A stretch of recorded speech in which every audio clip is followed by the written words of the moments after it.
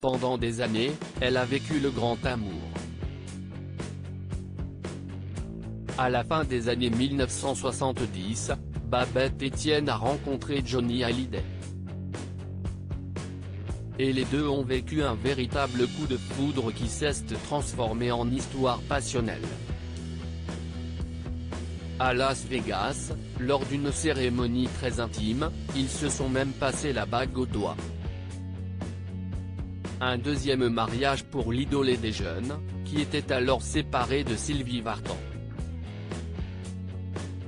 Très vite, ils ont emménagé ensemble dans un appartement de la Cossu avenue Foch à Paris avec de très petits bagages. De leur amour, Babette Etienne ne garde que de beaux souvenirs. Et une image de Johnny Hallyday bien précise. Quelqu'un de très attentionné, généreux, attendrissant. Johnny était aussi un phobique de la solitude. Il me voulait toujours avec lui, explique-t-elle dans les colonnes de Closer. Il était excessivement possessif, jaloux même. Il avait une peur primaire de l'abandon qui ne l'a jamais quitté. Sur un petit nuage, Babette Etienne a assisté impuissante au départ de son mari.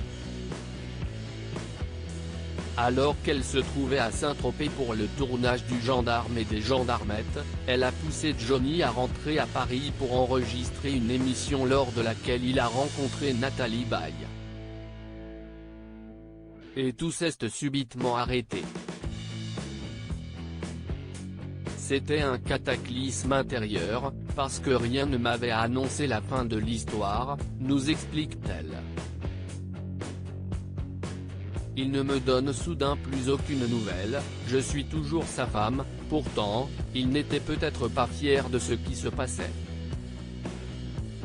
Quelques mois après leur séparation, les deux se sont revus pour un dîner d'adieu.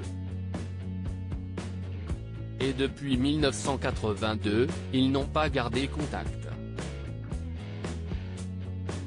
Mais nostalgique de cette époque, Babette Etienne a toujours gardé des objets symboliques.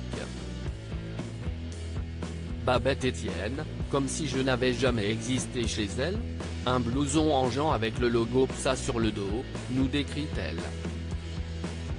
Une chemise western de sa jeunesse, un pendentif guitare et un bracelet Love en or qu'il m'a offert un jour.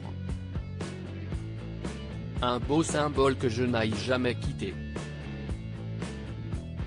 Et si Babette Etienne est incapable d'oublier Johnny Hallyday, si est-il parce qu'elle n'a pas pu lui dire adieu.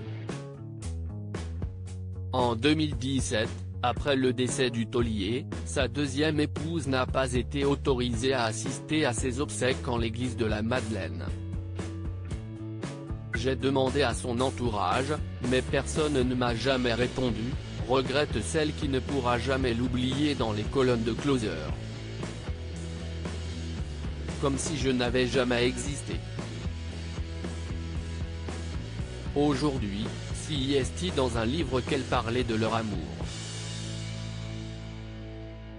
Notre histoire a toujours été minimisée, nous explique-t-elle. Ne parler que de nos 3 mois de mariage, alors qu'on a vécu 3 ans ensemble. Nous étions chacun le socle de l'autre.